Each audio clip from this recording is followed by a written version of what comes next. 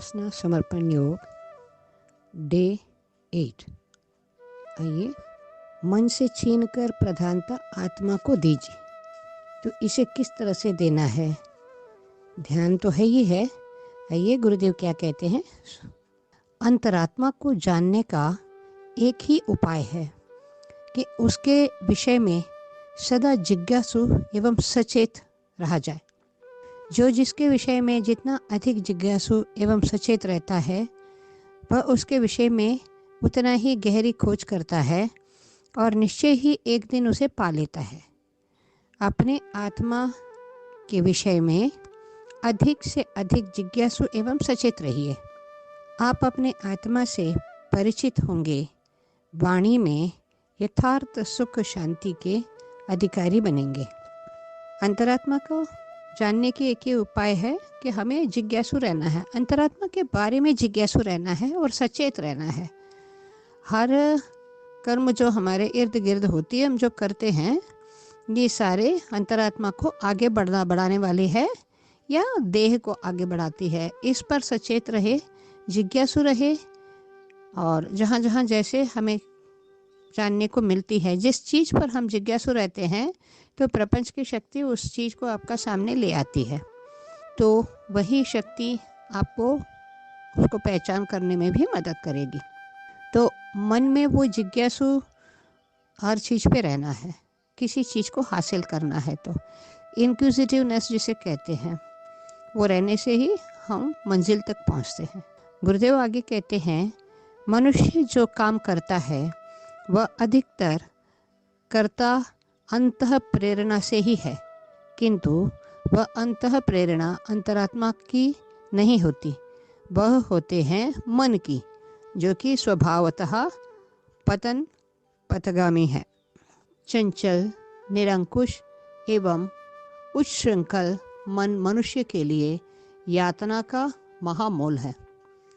वह इंद्रियों द्वारा कार्य रूप में स्फुरित होकर मनुष्य को अंधकार की ओर खींच ले जाता है।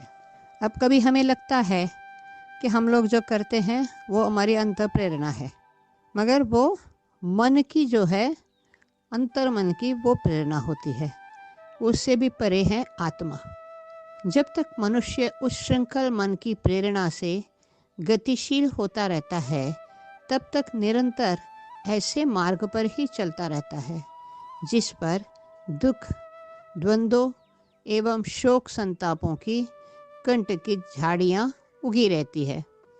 यथार्थ बात यह है कि मनुष्य अपने अंतरात्मा की आवाज़ मन के कोलाहल के कारण नहीं सुन पाता। मन का स्वभाव उछल कूद मचाना और शोर करने का है, वहीं अंतरात्मा शांत एवं सुस्थिर होती है। ना तो वह मन की तरह कोलाहल ही कर पाती है और ना उछल कूद मच पाती है।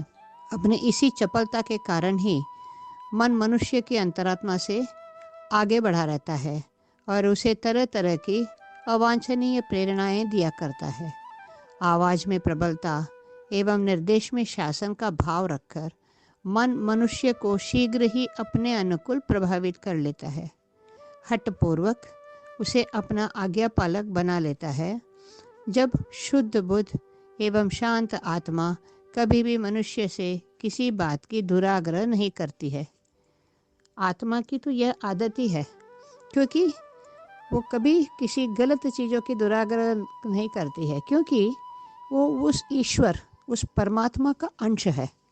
तो जब ईश्वर नहीं करते तो उसके अंश कैसे कर सकता है? लेकिन उसके इर्द गिर्द व्याप्त मन नामक जो उसके ऊपर परत रह जाती है, जिसे हम लोग मन कहते हैं, वही इस दुराग्रह करने की साहस करती है।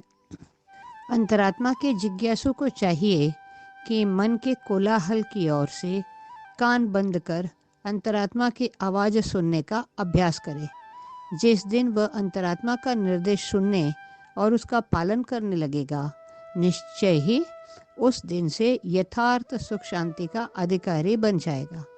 जिज्ञासा की प्रबलता से मनुष्य के कान उस तन्मयता को सरलता से सिद्ध कर सकते हैं। यहाँ गुरुदेव कहते हैं, हमारी कान की कितनी पावर है। अगर हमारे अंदर वो जिज्ञासु की आदत रहती है तो उसकी प्रबलता से कान हमारे उस तन्मयता को सरलता से सिद्ध कर सकते हैं, जो अंतरात्मा की आवाज़ सुनने में सफलतापूर्वक सहायक हो सकती है। आत्मा मनुष्य का सच्चा मित्र है। वह सदैव ही मनुष्य को सतपथ पर चलने और कुमार्ग से सावधान रहने की चेतावनी देती रहती है।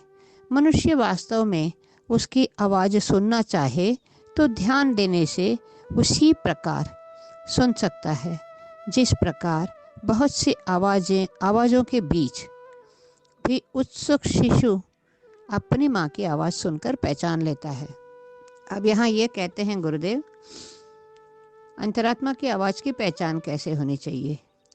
आत्मा हमें कभी भी कुमार्ग की तरफ ढकेलती नहीं है और सुमार्ग पे, सन्मार्ग पे चलने के लिए और सावधानी बरतने के लिए कहती है।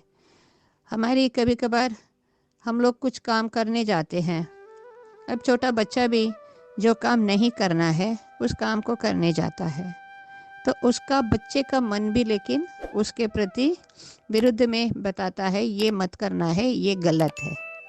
जब हम आसपास पड़ोस में कहीं अपशब्द बोलते हैं, मन कहता है, मन मतलब हमारे अंतरात्मा चीखती है ये गलत है, फिर भी हम उसे अवहेलना करते हैं।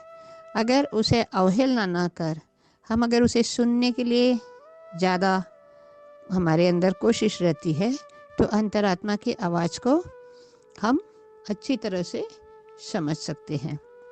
अब गुरुदेव आगे कहते हैं, अंतरात्मा मनुष्य की मित्र है और सदैव ही उसका हित चाहती रहती है, तो फिर वह उसके लिए प्रत्यक्ष क्यों नहीं होती, लुका छुपी क्यों करती है?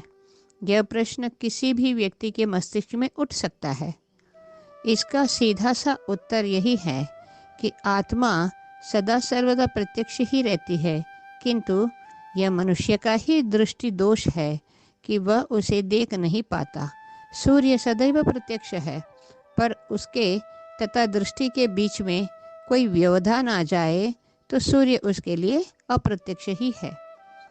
मनुष्य तथा उसकी आत्मा के बीच मन की प्रधानता का पर्दा पड़ा हुआ है, जिसके कारण प्रत्यक्ष आत्मा भी मनुष्य के लिए अप्रत्यक्ष ही रहती है। अब जैसे सूरज के सामने कुछ बीच में आ जाती है तो हमें कैसे होती है, हमें सूर्य जैसे सूरज से हम अप्रत्यक्ष हो जाते हैं, सूरज दिखाई नहीं देगी। तो ऐसे ही समझ लीजिए एक बहुत बड़ा बारिश के मौसम में देखते हैं काले बादल आ जाते हैं तो सूरज अप्रत्यक्ष हो जाता है, मगर सूरज तो है। उसी तरह आत्मा भी है, वो हम ही ने अपने छोटी मोटी दुनियादारी के बीच में एक पर्दा लगा लेते हैं और जिससे हमारे लिए आत्मा अप्रत्यक्ष हो जाती है। स्वाध्याय को यहीं विराम देते हैं।